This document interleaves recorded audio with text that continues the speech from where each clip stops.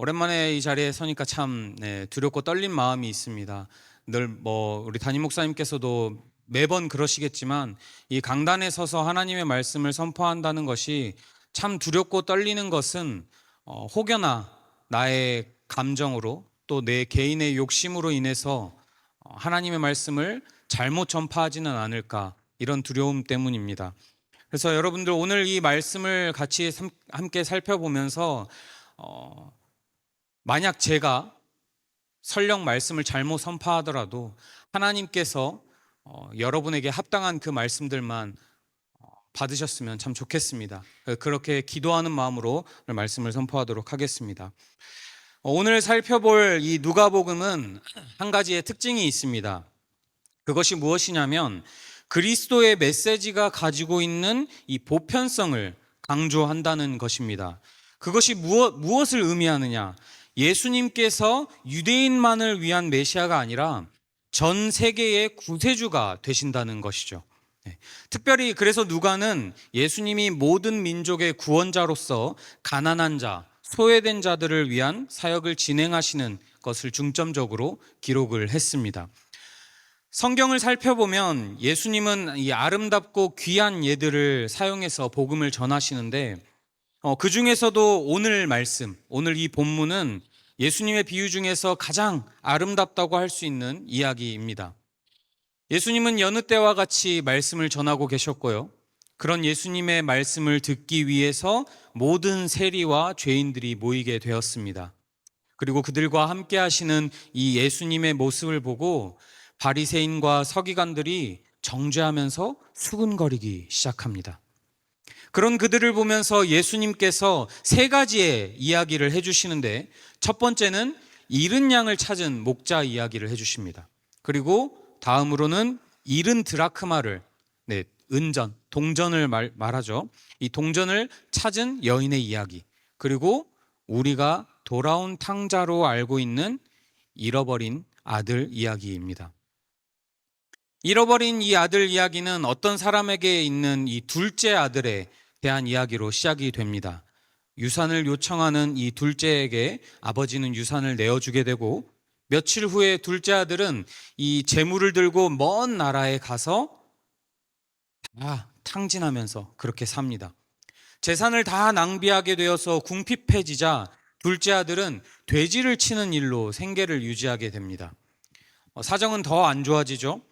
그래서 돼지가 먹는 이 쥐염 열매조차 구할 수 없게 되자 둘째 아들은 회개함으로 아버지께 돌아오게 됩니다. 아버지에게 혼이 날 것을 염려하면서도 아버지의 품꾼이 되면 그래도 굶지는 않겠지, 그런 희망을 가지고 돌아오는 둘째 아들에게 아버지는 버선발로 뛰어나오시면서 꼭 안아주시면서 환영을 합니다. 그리고 아버지는 종들에게 명령합니다. 가장 좋은 옷을 내어다가 입혀라. 손에 가락지를 끼워라. 발에 신을 신기라. 그러면서 죽었다가 다시 살아난 이 내 아들, 둘째 아들을 기뻐하기 위해서 종들에게 살찐 송아지를 잡아서 큰 잔치를 준비하라라고 명령합니다. 우린 여기까지 이야기를 아주 잘 알고 있죠. 그러나 말씀을 자세히 보게 되면 우리가 중요한 부분을 놓치고 있다라는 것을 발견하게 된다라는 겁니다.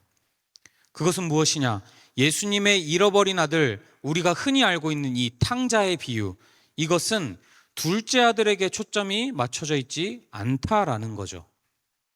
예수님이 의도하신 청중이 따로 있다라는 겁니다. 그리고 그 청중에게 주시는 가르침은 우리가 기존에 들었던 돌아온 탕자, 즉 둘째 아들에 관한 내용도 있기는 하지만 그보다 더 중요한 것을 우리가 놓치고 있다라는 것을 전달하고 있는 것입니다. 그렇다면 예수님이 주시하시는 진정한 청중, 진짜 청중은 누구이며 우리에게 어떤 메시지를 주고자 이 이야기를 하신 것일까요? 누가복음 15장 25절 26절 말씀입니다. 맏아들이 밭에 있다가 돌아와 집에 가까이 왔을 때에 홍학과 춤추는 소리를 듣고 한 종을 불러 이 무슨 일인가 물은데, 형은 여느 날과 다름없이 아버지의 명대로 밭에서 일을 열심히 하다가 집에 돌아오고 있는데 잔치 소리를 듣게 됩니다. 그리고 종들에게 아주 충격적인 소식을 전달받게 됩니다. 이어서 말씀입니다. 대답하되 당신의 동생이 돌아왔음에 당신의 아버지가 건강한 그를 다시 맞아들이게 됨으로 인하여 살찐 송아지를 잡았나이다 하니 그가 노하여 들어가고자 하지 아니하거늘 아버지가 나와서 권한대. 아버지의 유산을 미리 받아서 먼 나라로 떠나갔던 동생이 돌아왔고 아버지가 그의 신분을 회복해 주었다라는 말을 듣고 격노합니다. 그리고 그는 아버지가 베푼 그 잔치에 들어가지 않습니다. 동생의 신분을 회복시켜준 이 아버지에 대한 불만으로 잔치에 들어가지 않고 문 밖에 그대로 남아 있습니다. 그 소식을 전달받은 아버지는 첫째 아들을 잔치에 합류시키기 위해서 문 밖으로 나와서 아들에게 권하지요. 여러분, 당시의 문화로는 이처럼 잔치의 주최자가 잔치 도중에 자리를 뜨는 것은 주최자로서 체신이 깎이는 일이었습니다. 체면을 중시하는 이 유대인들에게 있어서 이것은 매우 부끄러운 행동이었죠. 그럼에도 불구하고 첫째 아들이 아버지의 권유를 거절한 것은 명백하게 아버지를 무시하는 행동이었습니다. 여러분, 첫째가 이렇게 화를 낸 이유가 무엇일까요? 몇 가지 여러 가지 이유가 있겠습니다. 그런데 그 중에서도 가장 중요한 이유는 무엇이냐면 자신의 생각으로는 아버지의 행동이 이해가 되지 않았기 때문입니다. 그에게는 동생이 돌아왔다는 그 사실보다 동생을 위해서 잔치를 벌여줬다라는 그 사실이 더 이해가 안 갔던 것입니다. 아버지의 재산을 삼켜버린 아들은 잔치가 아니라 채찍질을 맞아야 되는 것 아닌가, 그렇게 그것이 마땅한 것 아닌가라고 첫째 아들은 여겼다라는 거죠. 따라서 아버지의 행동이 전혀 이해가 되지 않았습니다. 아버지가 동생에게 준 새 옷, 가락지, 그리고 신, 그리고 잔치에 내온 그 살찐 송아지 모두가 자신의 것이라고 여겼기 때문입니다. 여러분, 이 같은 생각은 신명기 율법에 의하면 합당한 생각이었습니다. 신명기에 이런 말씀이 있습니다. 신명기 21장 17절, 반드시 그 미움을 받는 자의 아들을 장자로 인정하여 자기의 소유에서 그에게는 두 몫을 줄 것이니 그는 자기의 기력의 상징이라 장자의 권리가 그에게 있음이라. 여러분, 맏아들은 다른 자녀보다 2배의 유산을 받았습니다. 그러니 여기서 아버지의 재산의 3분의 2는 맏아들의 것이고 나머지 3분의 1이 둘째의 것이라는 것이죠. 그리고 둘째는 이미 그 유산을 받았습니다. 그러면 첫째는 이제 남은 건 다 내 거야 라고 생각을 한 거죠. 근데 여러분, 생각해 보십시오. 유산은 언제 받는 것입니까? 아버지가 죽고 나서 받는 거죠. 그런데 둘째가 자신의 몫인 3분의 1을 전부 낭비하고 돌아왔습니다. 그런 동생의 신분을 아버지가 회복시켰다는 것은 동생을 다시 상속자로 삼아서 이미 줄어있는 그 3분의 1에 대한 권리를 다시 주겠다라는 의미인 거죠. 그래서 첫째가 화낸 이유는 아버지의 재산이 이미 자신의 것인 양 생각하고 있었는데 자신의 몫이 또 줄어들었기 때문이라는 겁니다.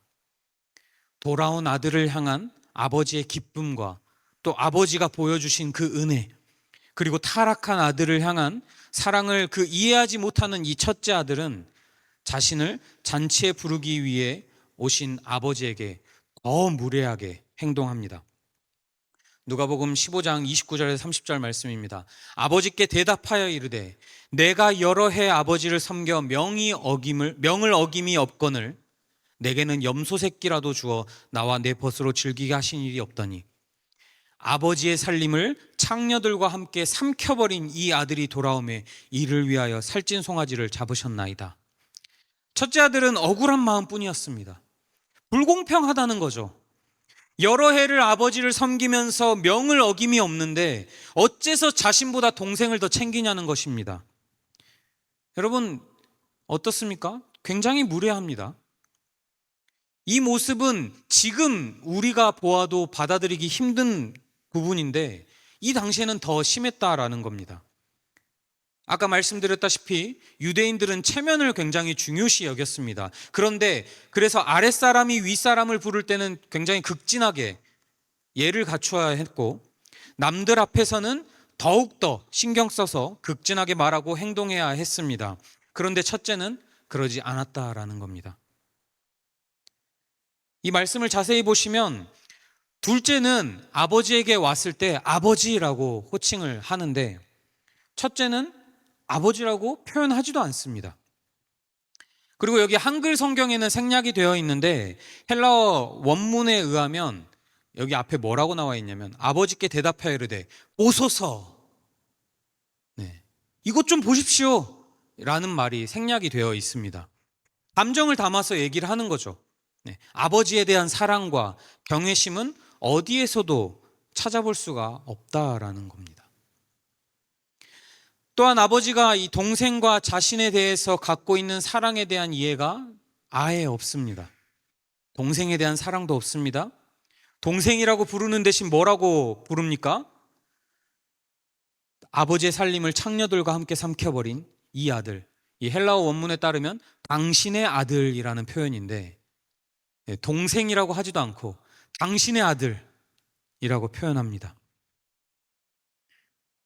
하지만 그럼에도 불구하고 아버지는 첫째에게 책망보다는 사랑의 반응을 보이신다는 겁니다.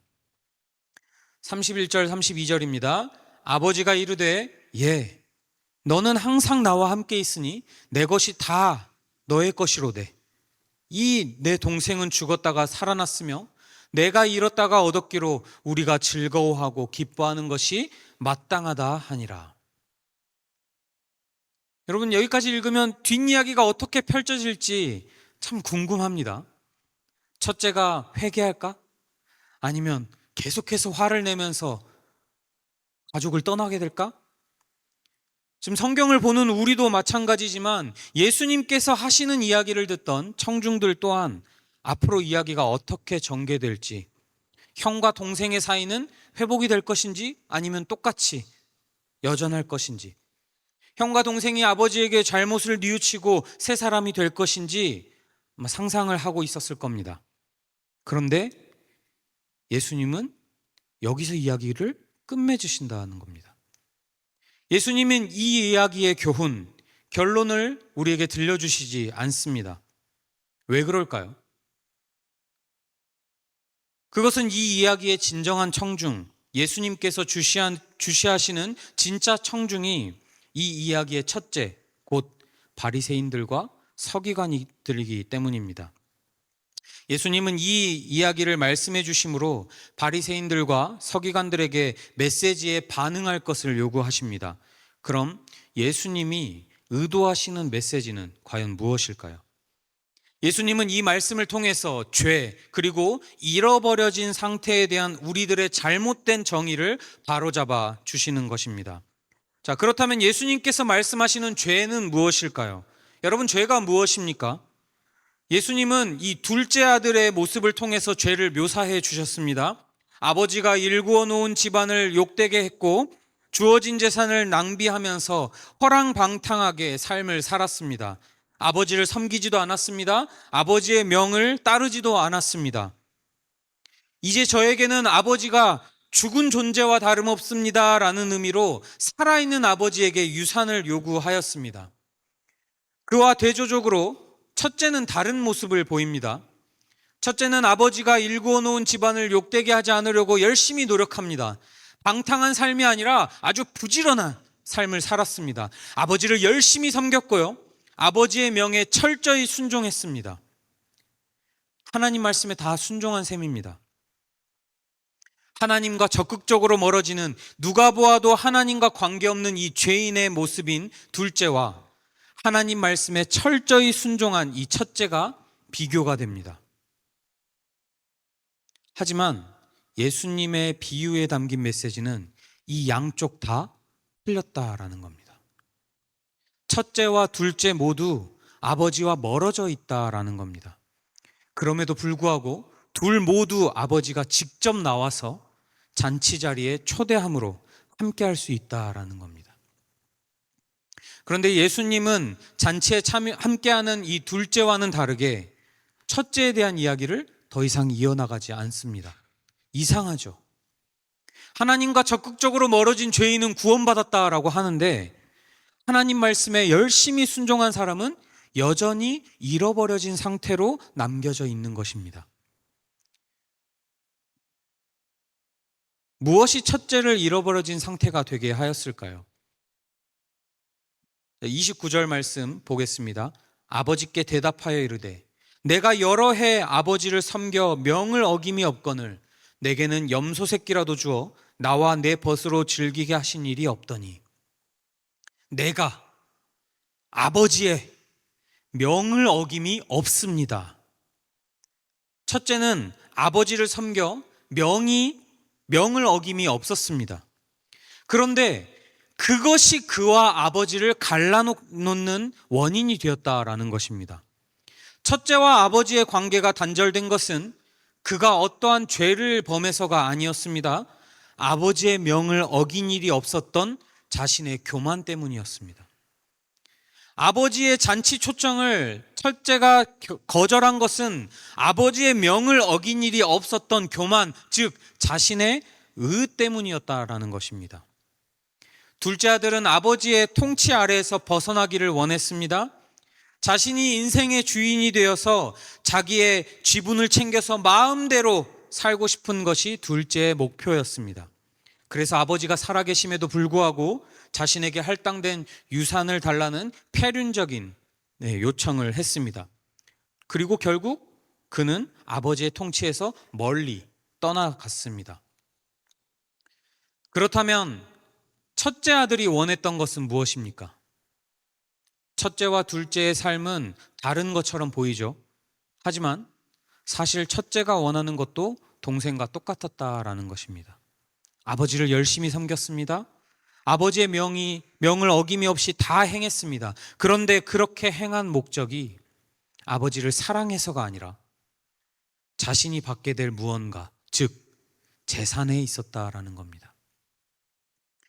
그 둘의 차이라고 한다면 둘째는 아버지의 곁을 멀리 떠났지만 첫째는 아버지 곁에 있었다는 것뿐입니다. 서로의 위치만 달랐을 뿐 아버지의 권위를 못마땅해 여기며 아버지의 통치 아래서 벗어나기를 원했습니다. 누가 더 잘못했고 누가 더 잘했느냐가 아니라 둘 다 아버지의 마음을 멀리 떠난 죄를 범했다라는 겁니다. 게다가 첫째에게 있어서 가장 심각한 문제는 무엇이냐면 자신의 아들 자격이 아버지의 명을 철저히 지킨 자신의 노력에 의해서 정당하게 얻어진 결과라고 판단했다라는 겁니다. 그와 동시에 동생이 아버지를 떠나서 낭비하는 삶을 살면서 아들의 자격을 갖추지 못했기 때문에 형제로서 인정할 수 없다는 판단을 가지고 있었다는 겁니다. 예수님은 이 이야기를 통해서 두 아들 모두 아버지를 사랑하지 않았음을 말씀하고 계십니다. 그들은 아버지를 이용해서 자신의 목적을 이루려고 했을 뿐 아버지를 사랑하지 않았습니다. 즉, 예수님은 우리가 하나님과 멀어지는 이 두 가지의 길을 보여주신다는 겁니다. 하나는 무엇입니까? 하나님의 말씀에 적극적으로 불순종하는 것이고, 또 하나는 사랑 없이 하나님의 말씀을 열심히 지키는 것입니다. 충격적입니다.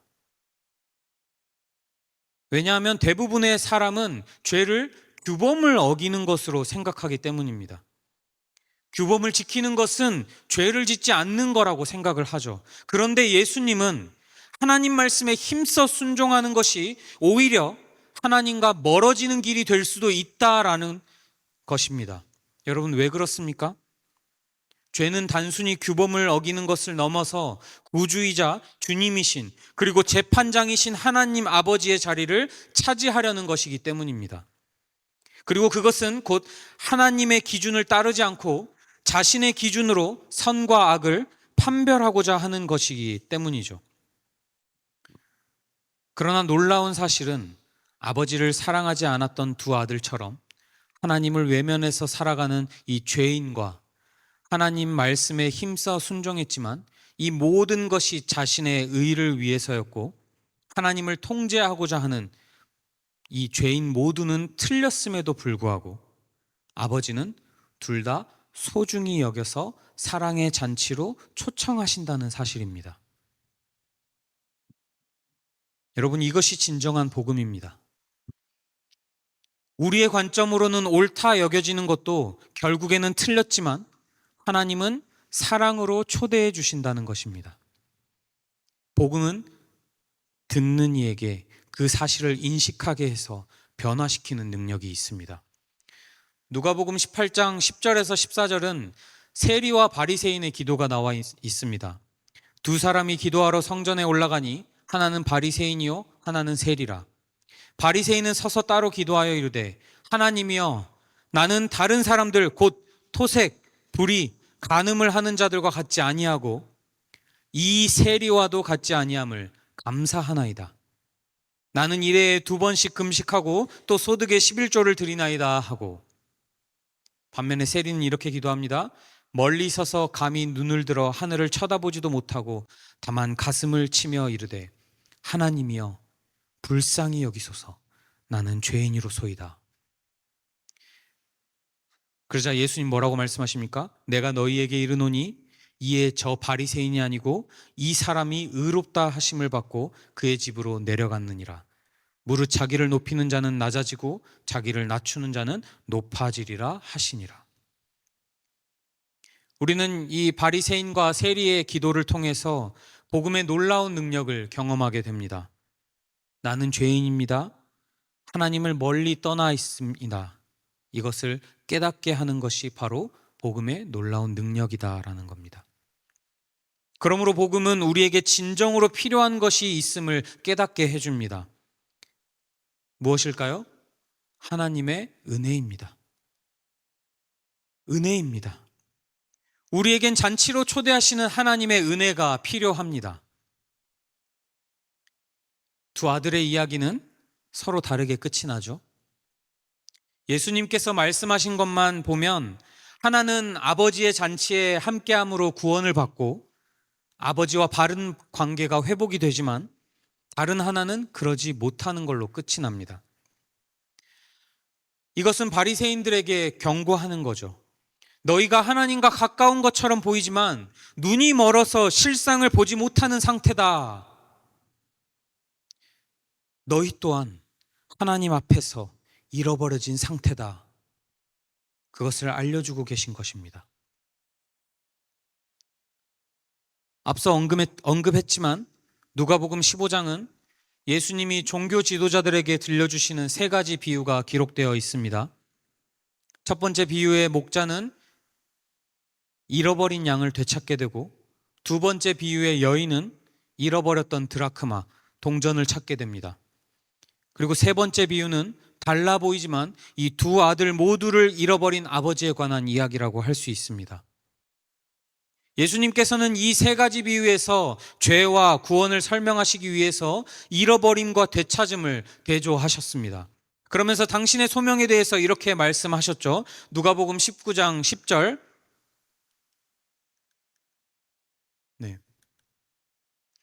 인자가 온 것은 잃어버린 자를 찾아 구원하려 함이니라. 그렇다면 예수님이 말씀하시는 잃어버린 자가 누구입니까? 잃어버려진 상태는 무엇입니까? 오늘 본문의 비유에서 둘째의 잃어버려진 상태는 우리가 쉽게 발견할 수 있죠. 아버지께 받은 것들을 다 낭비로 소비하고 모든 소망이 무너진 채로 갈 바를 알지 못하는 길을 잃어버려진 상태입니다. 그러면 다른 종류의 잃어버려진 상태는 무엇입니까? 첫째의 잃어버려진 상태는 죄에 대한 깊은 인식이 부족함에서 나타나는 하나님과 단절된 상태를 말합니다. 누가복음 15장 22절에서 24절입니다. 아버지는 종들에게 이르되 제일 좋은 옷을 내어다가 입히고 손에 가락지를 끼우고 발에 신을 신기라. 그리고 살찐 송아지를 끌어다가 잡으라. 우리가 먹고 즐기자. 이 내 아들은 죽었다가 다시 살아났으며 내가 잃었다가 다시 얻었노라 하니 어떻게 합니까? 그들이 즐거워하더라. 아버지의 종들은 둘째가 돌아왔으니 상속자로서 신분을 회복시키고 잔치를 벌이자는 이 주인의 말에 함께 즐거워하면서 기뻐했습니다. 그런데 첫째는 어떻게 했습니까? 28절에서 30절 말씀입니다. 그가 노하여 들어가고자 하지 아니하거늘.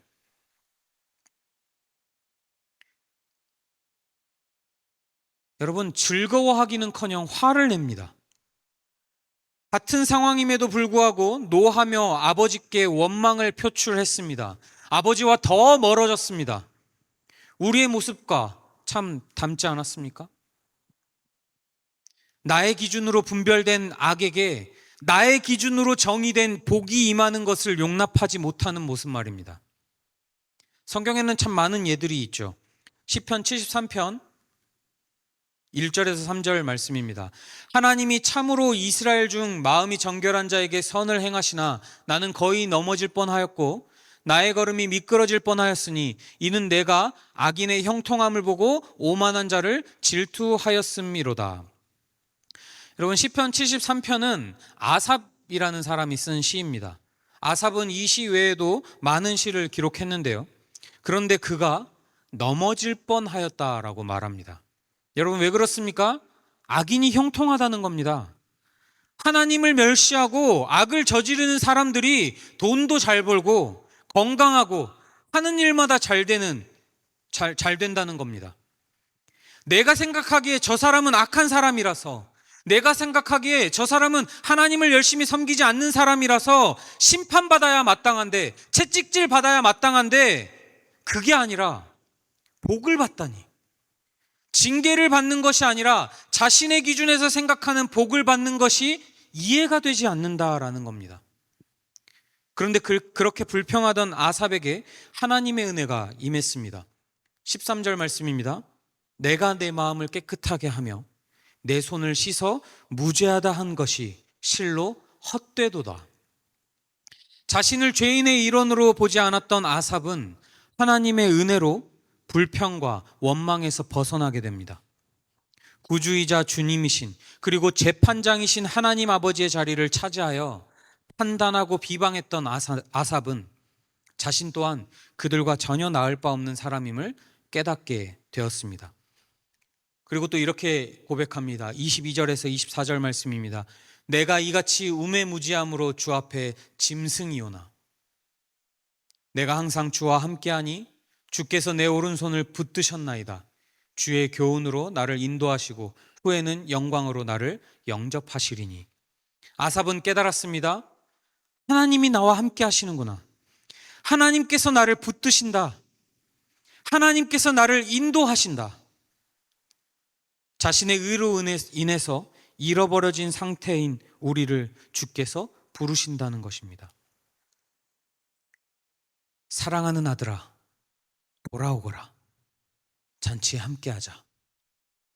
영광으로 우리를 영접해 주십니다. 주께서 붙들어 주시는 그 은혜가 소망이 없는 것 같은 잃어버려진 상태마저도 뛰어넘게 하신다는 겁니다. 그리고 그제서야 우리는 우리에게 아직 남겨진 소망이 있음을 깨닫게 됩니다. 다시금 하나님을 만났던 그때로, 하나님을 가까이 하는 것이 복이었음을 깨달았던 그때로 돌이킬 수 있다는 사실 말입니다. 이처럼 예수님의 죄와 잃어버려진 상태의 비유는 우리에게 소망이 없다는 소식을 전달해 주지만, 또 한편에 그와 동시에 우리에게 유일한 한 가지 답이 있다라는 것을 말해주고 있습니다. 첫째와 둘째 모두가 잃어버려진 상태에서 벗어나기 위해 필요한 것, 그것이 우리에게 남겨진 소망이다라는 겁니다.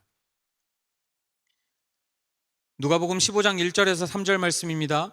모든 세리와 죄인들이 말씀을 들으러 가까이 나아오니 바리새인과 서기관들이 수군거려 이르되 이 사람이 죄인을 영접하고 음식을 같이 먹는다 하더라.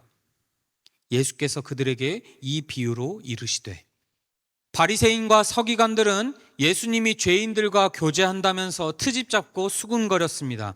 그러자 예수님은 그들에게 한 가지 이야기가 아니라 세 가지의 비유를 들려주셨습니다. 아까도 말씀드렸다시피 첫 번째 비유는 한 목자가 100마리의 양떼를 치던 중에 한 마리가 길을 잃어버리게 됩니다. 그래서 목자는 그 양을 찾고 결국에는 찾아냅니다. 다음으로 한 여인이 집에서 10드라크마 중에 하나를 잃어버리게 되어서 열심히 찾고 부지런히 집안을 찾아서 결국에는 또 찾아냅니다. 그리고 우리가 살펴본 이야기까지 예수님의 이야기는 한 가지 공통점이 있습니다. 무엇입니까? 각각의 비유마다 양, 드라크마, 아들을 잃어버렸다가 결국에는 찾아낸다라는 겁니다.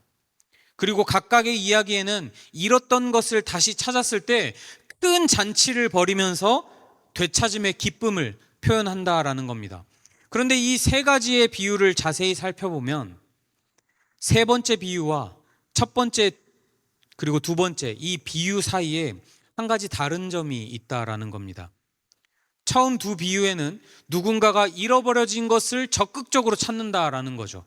그런데 세 번째 비유에서는 잃어버려진 아들을 찾아 나서는 사람이 없다라는 겁니다. 예수님은 앞선 그 두 비유와 다르게 찾아 나서는 사람이 없다라는 것을 의도적으로 드러내셨습니다. 잃어버린 양, 잃어버린 동전을 찾아 나서는 사람처럼 잃어버린 아들을 찾아 나섰어야 하는 사람은 누구인가에 대한 의문을 갖게 하시는 겁니다. 우리에게 남겨진 소망, 잃어버려진 상태에서 벗어나기 위해서 필요한 유일한 한 가지, 그 답은 잃어버려진 아들을 찾아 나서는 분, 바로 예수 그리스도가 계시다는 겁니다. 예수 그리스도는 잃어버린 자를 찾으러 먼 나라보다 더 먼 저 높은 하늘에서 이 낮은 땅까지 오셨습니다. 우리의 신분을 회복시키기 위해서 자신의 몫의 일정 부분이 아니라 당신의 목숨이라는 엄청난 대가를 기꺼이 치르셨습니다. 그분은 세리들을 찾으시며 돌 무화과 나무의 아래에 멈춰서서 삭개오를 부르시고 그의 집에 유하셨습니다. 사마리아의 한 우물가에서 여인을 찾으셨고 당신과 함께 십자가에 못 박힌 살인자에게 용서를 말씀하셨습니다.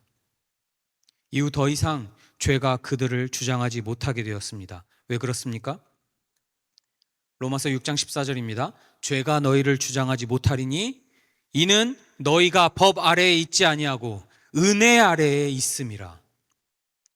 예수 그리스도의 은혜로 인해서 죄로부터 해방되고 하나님의 자녀가 되어 거룩함에 이르는 열매를 맺었기 때문입니다. 그리고 그들뿐만 아니라 지금 이 자리에 있는 우리의 빚도 십자가에서 대신 갚아주셨습니다. 이사야 선지자는 그분을 이렇게 표현합니다. 그가 찔림은 우리의 허물 때문이요 그가 상함은 우리의 죄악 때문이라. 그가 징계를 받음으로 우리는 평화를 누리고 그가 채찍에 맞음으로 우리는 나음을 받았도다. 아멘. 예수 그리스도는 우리의 평화와 나음을 위해서 수치와 조롱을 당하시며 고난을 당하셨습니다. 여러분, 이것이 은혜입니다. 이것은 오직 예수 그리스도만 가능합니다. 요한복음 14장 6절에 예수님께서 이렇게 말씀하십니다. 예수께서 이르시되 내가 곧 길이요 진리요 생명이니 나로 말미암지 않고는 아버지께로 올 자가 없느니라. 우리는 예수 그리스도로 인해 아버지 하나님의 잔치에 들어갈 수 있게 되었습니다. 예수 그리스도의 희생 외에는 하늘 아버지가 우리를 받아주실 다른 길이 없다라는 겁니다. 이런 우리의 모습을 사도 바울은 로마서에서 이렇게 말합니다. 로마서 8장 15절입니다. 너희는 다시 무서워하는 종의 영을 받지 아니하고 양자의 영을 받았으므로 우리가 아빠 아버지라고 부르짖느니라. 믿으십니까? 예수 그리스도로 인해서 우리가 하나님의 아들이 되었습니다. 다시 종의 영을 받지 않고 양자의 영을 받아서 하나님을 아빠 아버지라고 부를 수 있게 되었습니다. 하나님께서 우리를 당신의 자녀로 삼아주셨다라는 겁니다. 여러분, 그렇다면 이 말씀을 잘 보면 바울은 우리가 이전에는 하나님과 우리의 관계가 부모와 자식 관계가 아니라고 말하는 겁니까? 아닙니다. 아버지가 죽지 않았음에도 마치 아버지가 죽은 것처럼 자신의 몫을 받아서 멀리 떠나 잃어버려진 상태였던 둘째 아들처럼 또 아버지의 명령을 열심히 지켰지만 아버지를 사랑하지 않고 잃어버려진 상태인 첫째 아들처럼 우리는 하나님과 단절된 부모와 자식 간의 관계임을 거부하는 상태라는 겁니다. 그것이 우리 인간의 본성이라는 것입니다. 종의 영을 받아서 세상, 즉 죄와 사망의 노예로서 살아가는 우리에게 그리스도로 인하여 인도함을 받아 돌아왔을 때 우리의 신분은 회복되어서 하나님을 아빠, 아버지라 부를 수 있게 된다는 겁니다. 예수 그리스도만이 우리의 유일한 답이 되십니다. 예수 그리스도만이 우리와 하나님의 관계를 회복시킬 수 있습니다. 죽은 자들을 살리시는 부활이자 생명 되시는 예수 그리스도께서 우리가 하나님의 자녀가 되게 하기 위해서 종으로 이 땅에 오셨습니다. 여러분, 우리가 이 사실을 잊어버린다면 우리는 아버지의 사랑을 전부 가늠할 수 없습니다. 공의의 하나님은 죄를 용납하지 않으시죠. 하나님은 거룩한 분이시기 때문에 그분 앞에서 우리는 죄의 대가를 치러야 합니다. 바울은 그 대가를 우리의 유일한 답이 되시는 예수 그리스도가 감당하셨다라고 말씀합니다. 로마서 5장 10절에서 11절 말씀입니다. 곧 우리가 원수 되었을 때에 그의 아들의 죽으심으로 말미암아 하나님과 화목하게 되었은즉 화목하게 된 자로서는 더욱 그의 살아나심으로 말미암아 구원을 받을 것이라. 그뿐 아니라 이제 우리로 화목하게 하신 우리 주 예수 그리스도로 말미암아 하나님 안에서 또한 즐거워하느니라. 예수 그리스도께서 화목제물이 되심으로 우리와 하나님 사이에 화평이 이루어졌습니다. 그렇기 때문에 아버지가 말씀하는 겁니다. 누가복음 15장 24절, 이 내 아들은 죽었다가 다시 살아났으며 내가 잃었다가 다시 얻었노라 하니 그들이 즐거워하느니라. 예수님은 구원받은 세리들과 죄인들이 함께하는 잔치에 참여하시기 위해서 오셨으며 뿐만 아니라 당신의 찢긴 몸과 흘린 피의 식탁으로 우리를 부르시기 위해서 오셨습니다. 그래서 우리는 함께 즐거워할 수 있는 겁니다. 이제 말씀을 정리합니다. 예수님은 누가복음 15장에서 연속적인 이 비유들을 통해서 바리새인들과 죄인들을 구분하는 벽이 실상은 존재하지 않았음을 알려주셨습니다. 심지어 이 잃어버린 아들의 이야기를 통해서 바리새인들과 죄인들의 위치가 정반대다라고 말씀하셨습니다. 예수님의 말씀은 무척 간단하고 분명합니다. 먼저는 우리가 어느 위치에 있든지 무엇을 했든지 지금 회개하고 돌아오는 자를 하나님께서는 기뻐하신다는 겁니다. 또한 바리새인들을 향해서 너희는 하나님의 택하신 백성이라 주장하면서 무엇하고 있느냐 책망하시는 겁니다. 동생이 회개하고 돌아왔음에도 기뻐하지 않는 모습들, 율법을 어기지 않고 잘 지켰다고 자부하는 자신의 의를 내려놓고 하나님께 나아오라는 것입니다. 여러분, 어쩌면 이러한 모습들이 우리의 모습 같지 않습니까? 나는 이렇게 신앙생활 열심히 하고 있는데, 똑바로 하고 있는데, 나는 이렇게 말씀 공부 열심히 한다고 하면서 때로는 남을 무시하지는 않습니까? 삶에서, 또 직장에서, 심지어 교회 안에서도 나도 모르게 다른 이들을 판단하며 내가 그들보다 더 우위에 있다고 자부하고 있지는 않습니까? 나보다 남을 더 낮게 여기라 말씀하셨지만 남보다 나를 더 낮게 여기고 있지는 않습니까? 여러분, 생각해 보니 제가 그러더라고요. 이 말씀을 준비하면서 참 많이 회개도 하고 하나님 앞에 너무 부끄러워서 숨고 싶었는데 제가 말씀 속에 바리새인이었던 겁니다. 유학 와서 공부도 좀 하고 책도 좀 봤다고, 그래봤자 잘나면 얼마나 잘났다고, 출애굽 당시에 그 이스라엘 백성들처럼 목이 뻣뻣해져서 도저히 굽혀지지 않는 그 상태가 바로 저의 모습이었더라고요. 때로는 교회들이 잘못됐다고 비방하고요, 목회자들을 무시하기도 했고요, 유튜브를 보면서 그 말씀들을 은혜로 받아들이는 것이 아니라 제가 무엇이라도 되는 양 그들을 판단하려고 하고, 하나만 걸려라, 조금이라도 흠이 발견되면 열심히 물어뜯으면서 나는 저들보다 낫지, 그렇게 여기며 뿌듯해하기도 했습니다. 여러분, 누가 그 모습에서 사랑이 있다고 말하겠습니까? 너무 무서운 말씀은 요한이 이런 말씀을 합니다. 요한일서 4장 20절 21절입니다. 누구든지 하나님을 사랑하노라 하고 그 형제를 미워하면 이는 거짓말하는 자니 보는 바 그 형제를 사랑하지 아니하는 자는 보지 못하는 바 하나님을 사랑할 수 없느니라. 우리가 이 계명을 주께 받았나니 하나님을 사랑하는 자는 또한 그 형제를 사랑할지니라. 사랑하는 여러분, 저는 하나님을 너무 사랑합니다. 하나님께서 제게 베풀어 주신 그 은혜로 인해서 하나님을 사랑하지 않을 수 없습니다. 그런데 저의 이런 모습이 성경은 거짓말하는 자다라고 말씀합니다. 너무 속상한 거예요. 너무 마음이 아픈 거예요. 너무 무서운 거예요.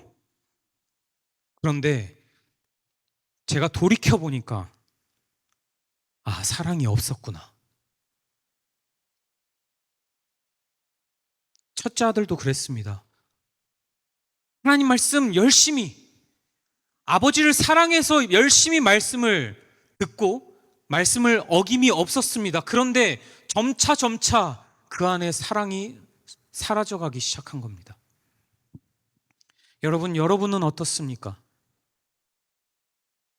나는 아무런 문제가 없습니다, 이렇게 생각하십니까? 말씀에 순종하는 삶을 살고 있다면서 자신도 모르게 자신의 의를 내세우고 있지는 않습니까? 그렇다면 오늘 이 본문의 첫째 아들처럼 우리가 하나님과 가까운 것처럼 보이지만 우리 스스로도 모르게 교만함으로 우리의 눈이 어두워져서 실상을 보지 못하는 것일 수도 있습니다. 여러분, 우리가 말씀을 공부하는 이유가 무엇입니까?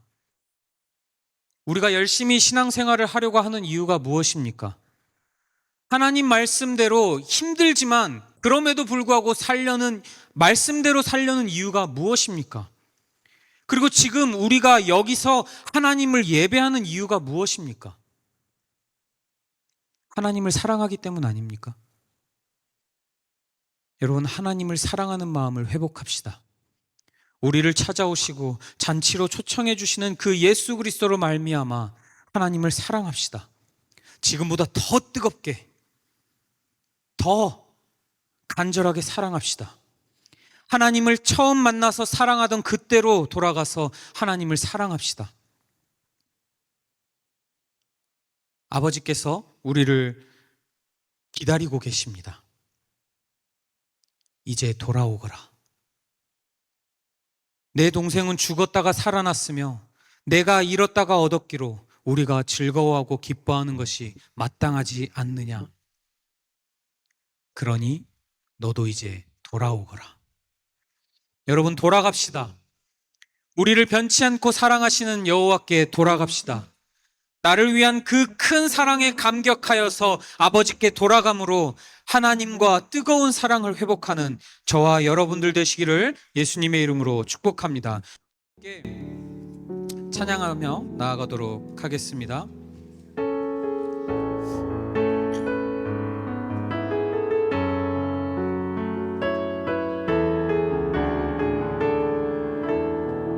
내 백성이 나를 떠나, 내 백성이 나를 떠나 돌아섰지만 내 사랑이 내 백성을, 내 사랑이 내 백성을 보긴 못하니 내 모든 것 내어주고 내 모든 것 내어주고 나 그들을 얻으리라. 나 그들을 얻으리라. 여호와께 돌아가자. 우린 돌아서도 그는 변치 않네. 여호와께 돌아가자. 우린 넘어져도 그 사랑 영원. 한 번 더 여호와께 돌아가자. 여호와께 돌아가자. 우린 돌아서도 그는 변치 않네. 여호와께 돌아가자. 우린 넘어져도 그 사랑 영원하네. 사랑은 오래 참고 사랑은 오래 참고 자신을 내어주네. 자신을 내어주네. 서로 사랑할 때 세상은 주보내. 사랑은 절대 지지 않네. 한 번 더. 사랑은 오래 참고 사랑은 오래 참고 자신을 내어주네. 서로 사랑할 때 세상은 주보내. 사랑은 절대 지지 않네. 여호와께 돌아가자. 우린 돌아서도 그는 변치 않네. 여호와께 돌아가자. 우린 넘어져도 그 사랑 영원하네. 우리 오늘 말씀을 통해서 주시는 각자의 기도 제목을 가지고 함께 기도하며 나아가도록 하겠습니다. 함께 기도합니다.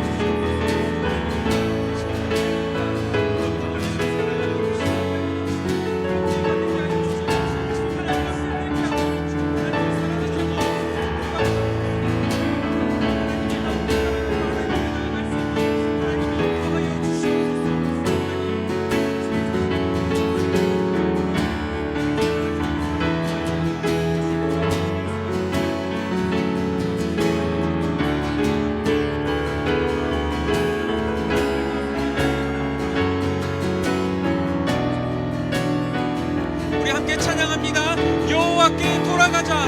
여호와께 돌아가자. 우린 돌아갑시다.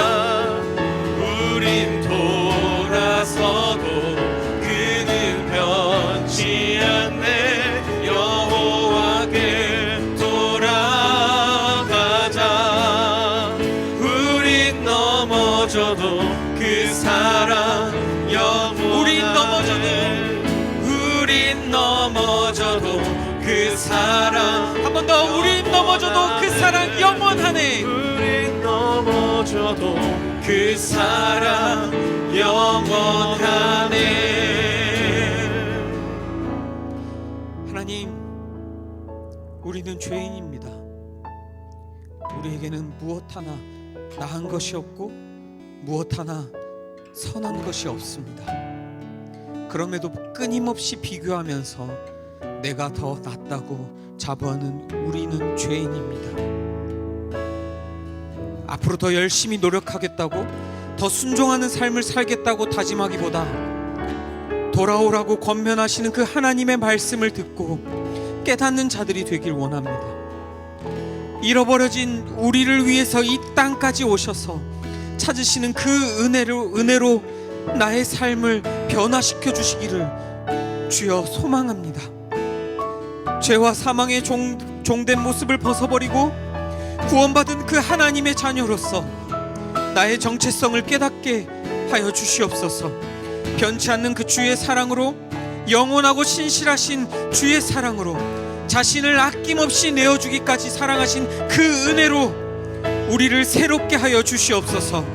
하나님을 사랑함으로 말미암아 하나님을 알아가고 하나님을 닮아가는 것에 목숨을 걸 수 있는 우리가 될 수 있도록 주여 도와주시옵소서.